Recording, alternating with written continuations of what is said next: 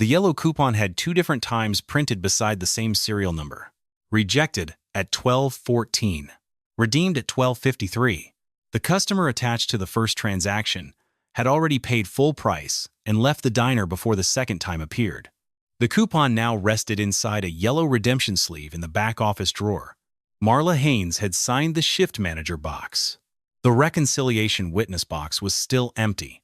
That morning, Adrian Holloway had noticed something smaller on a payment integrity dashboard. The Riverton location was rejecting more coupons than any other Holloway table diner in the region. At the same time, its post-sale redemptions were rising. So were its cash variance corrections. The location's customer reviews mentioned cold service and promotions that suddenly stopped working. Yet the internal complaint count remained unusually low. Adrian did not call the store. He did not warn the regional manager. He finished a refrigeration inspection at the company commissary, kept on his field jacket and utility pants, and drove to Riverton. The clothing was not a disguise. There was flour dust near one cuff and a faint grease mark along one knee from the compressor housing he had inspected that morning. Holloway table sat between a pharmacy and a small hardware store. Inside, the lunch shift was moving smoothly. A white customer stepped to the register with an expired paper coupon. Marla smiled before the woman finished explaining. "I can take care of that." She entered an override, returned the coupon, and suggested a slice of apple pie. At a booth near the window, two white children received bright wooden meal tokens from a dispenser behind the counter. Their server told them the tokens could be traded for cookies before they left. That was the standard. Adrian saw it clearly before he stepped forward. Dylan Pruitt looked at Adrian's field jacket, then at the coupon in his hand. He did not greet him. "What are you trying to use?" Adrian placed the coupon on the counter. "The lunch promotion." Dylan scanned it once. The register gave a short tone. He did not try again. "That promotion is not available on every customer profile." Adrian looked at the paper coupon. There is no customer profile attached to it. Dylan called Marla over. She held the coupon near the screen without scanning it herself. Failed promotions have to be retained for accounting. "What is the rejection code?" Adrian asked. "Local discretion." "That is not a code." Marla placed the coupon beneath the register. Adrian ordered the signature chicken plate and paid full price. His coffee was left on the pickup ledge in a paper cup, while the customer before him had received a ceramic mug at her table. The booth Adrian chose still had crumbs near the window. He sat without mentioning them. A few minutes later, Tasha Coleman entered with her son, Micah. Micah noticed the wooden token dispenser immediately. Tasha ordered 2 meals and paid. No token was offered. "Do children still receive those?" she asked. Dylan glanced at the dispenser. "We ran out for today." Micah looked through the clear front. Several tokens were visible. Tasha did not argue. She entered Dylan's name into her phone and led Micah to a booth. Less than a minute later, another family approached the counter. Marla reached into the same dispenser and handed 2 tokens to their children. At the kitchen opening, Luis Ortega saw Micah watching. He also saw Adrian's coupon beneath the register. Luis carried a yellow redemption sleeve to Marla. Company procedure required a rejected coupon to be returned to the customer or voided while the customer was present. Marla slipped Adrian's coupon into the sleeve instead. Luis noticed. Marla noticed him noticing. Neither spoke. Adrian finished his meal slowly. He recorded the coupon serial from the promotion terms printed on his placemat.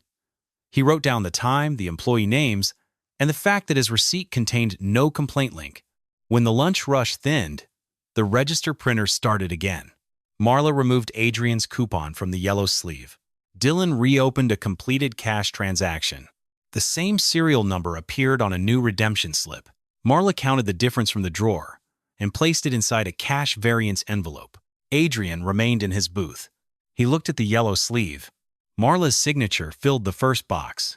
The witness box was still waiting. Adrian ordered another coffee. Dylan looked toward the empty booths. "You have already finished your meal. My check is still open." Dylan tapped the register. "It is closed now."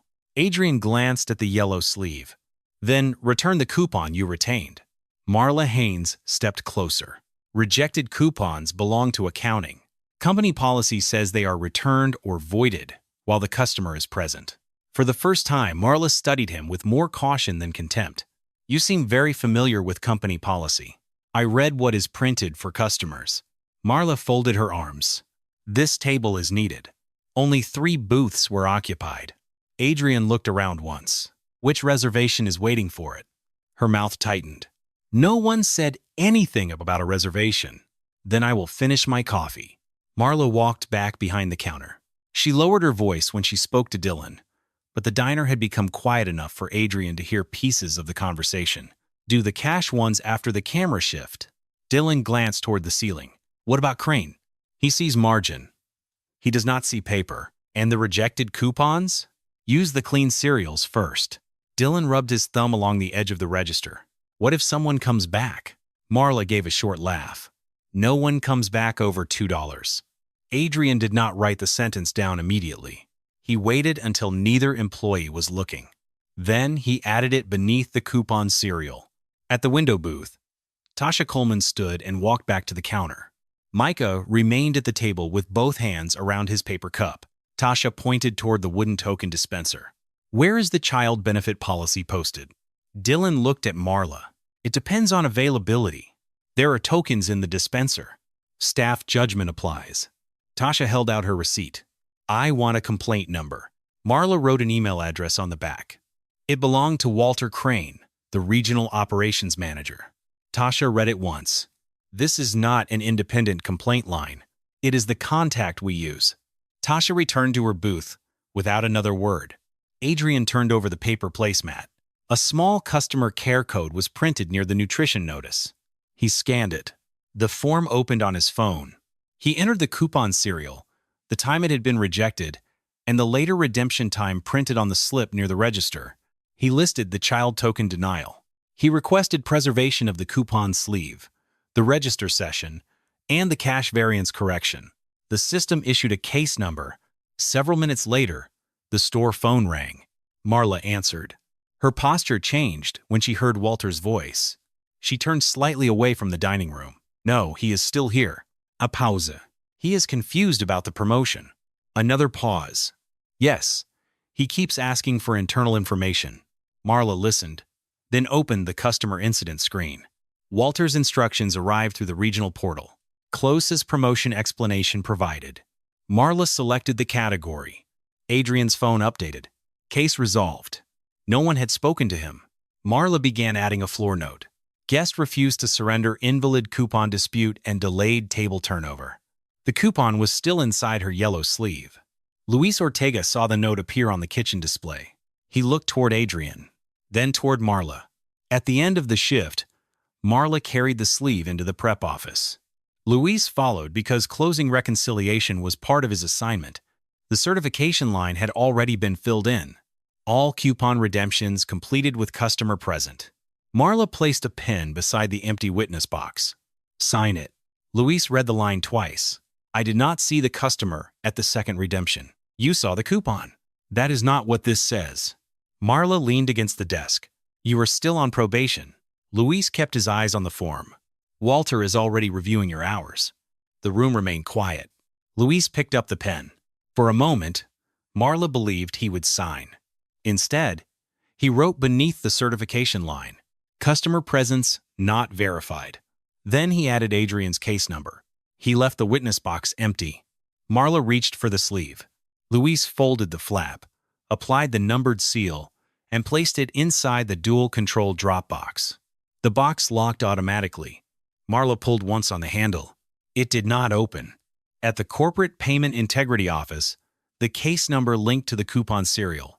Renee Fulton's screen showed the sequence. Rejected. Redeemed. Cash variance created. Witness certification refused. She placed the entire batch under locked review. Back in Riverton, Marla tried to reopen the redemption. The system allowed her to view it. It did not allow her to change it. She tried the floor note. That field was locked too. A notice appeared. Independent payment review active. Dylan stepped closer. What does that mean? Marla did not answer. The secure store printer started. A review notice emerged page by page. The coupon sleeve was not to be opened. No record was to be modified. Marla, Dylan, Luis, and Walter Crane were required to attend a payment integrity review the next morning. The final line carried the part Walter had never expected to read. Regional Closure Authority suspended. The yellow coupon sleeve sat unopened in the center of the payment integrity table. Its numbered seal matched the code in the review notice. Renee Fulton began with the transaction record. The coupon was rejected at 12:14. The first receipt appeared on the screen. Adrian Holloway had paid full price. The same cereal was redeemed at 12:53. A second receipt appeared beside it. The later transaction had been paid in cash. Adrian had already left the register area before the redemption occurred. Renee opened the cash record. A variance correction had been created for the exact value of the promotion. Marla Haynes leaned forward. It was a courtesy adjustment. To which customer? Renee asked. Marla looked at the screen. She did not answer. The camera footage showed Dylan Pruitt reopening the cash transaction. It showed Marla removing the coupon from the yellow sleeve. No customer was standing at the counter. Renee turned toward Luis Ortega. Why did you leave the witness box empty? I could not verify that the customer was present. Marla looked at him. You knew what the correction was for. Luis kept his eyes on Renee. I knew what you said it was for. Renee placed his handwritten note beside the video timestamp. Customer presence not verified. The words matched the footage. Then she opened Adrian's complaint. Coupon rejected. Coupon retained. Child benefit denied.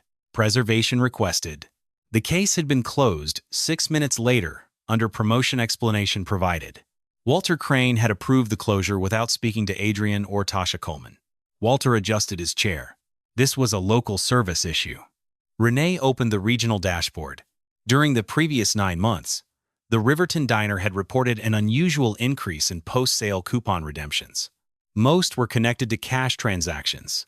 Most followed a rejected coupon from an earlier customer. The same employee logins appeared repeatedly. Marla's, Dylan's. Customer complaints showed another pattern. Black and Latino customers described coupons that failed without explanation. Several said their paper coupons were never returned. Walter had closed each complaint as customer misunderstanding or promotion confusion. At the same time, Riverton's reported margin had increased Walter's regional bonus. Renee changed the case classification. Targeted coupon diversion, discriminatory service, and supervisory suppression. Only after that finding was entered did she open the authority section. Adrian Holloway was listed as chief executive of Holloway Table Diners. May Holloway was listed as the company's founder. Adrian had approved the payment integrity system linking coupon serials to cash corrections. Dylan looked toward him. Marla's certainty disappeared. Walter stared at the ownership record. Adrian did not take control of the meeting. Record my recusal from discipline, he said. Complete the customer audit first. The independent committee issued its decisions 4 days later. Marla was terminated for discriminatory coupon rejection, coupon diversion, theft through cash variance, false reconciliation, customer record falsification, and retaliation against a witness. The finding was entered before she was allowed to submit a resignation. Her access to the register, employee portal, and customer records ended immediately. She was marked ineligible for rehire throughout the company. The transaction file was sent to consumer protection investigators and local law enforcement. Dylan was terminated for processing false redemptions, entering inaccurate customer notes, treating customers differently, and accepting part of the cash difference. His cooperation helped identify additional transactions. It did not erase his participation. Walter's finding was longer. He had closed complaints without interviews. He had ignored payment anomalies. He had pressured a reconciliation witness. He had accepted a bonus based on unverified margin results. He had allowed the same regional office to create, review, and close its own explanation. Walter was terminated for supervisory misconduct. His deferred bonus was recovered. He was marked ineligible for any management or oversight position within the company group. Every complaint he had closed during the previous 2 years was reopened under an outside reviewer. The audit identified additional coupon batches carrying the same pattern. Rejected first, redeemed later. Cash correction entered after the customer left. Affected customers received the discount they had been denied, repayment of the diverted amount, and removal of false notes such as promotion-seeking guest or customer misunderstanding. Payments were issued automatically when transaction records were sufficient. Customers were not required to prove the incident again. Tasha received a separate correction for Micah's child benefit. The denial was not hidden inside the financial case. It remained documented as unequal service. Luis received a written warning. Earlier batches showed that he had signed reconciliation forms without confirming customer presence. The warning remained in his file. So did whistleblower protection. His hours, health coverage, and future eligibility could not be reduced in retaliation. One record documented when he stayed quiet. The other documented when he stopped lending his name to the falsehood. Holloway Table issued a factual notice to customers. The Riverton problem was not described as a coupon mistake. The company confirmed that employees had selectively rejected promotions, reused customer coupons, and diverted cash. The notice included an independent case line and the name of the outside monitor overseeing restitution. The promotion process was replaced. Rejected coupons had to be returned or voided while the customer was present. A rejected cereal could not be redeemed later. Post-sale discounts on cash orders required off-site approval. Coupon sleeves required signatures from two separate functions. Regional managers could no longer close complaints connected to their own performance bonuses. Child meal benefits were issued automatically through the register. Daily software now compared coupon rejection, later redemption, employee login, and cash variance before the drawer could be certified. 6 months later, Adrian stopped at another Holloway Table after visiting the commissary. He still wore his field jacket. A black construction worker stood ahead of him with a yellow coupon. The cashier scanned it. The correct discount appeared. She placed the coupon and receipt back into the customer's hand. The coupon came back across the counter with the discount printed beneath it. This story is fictional.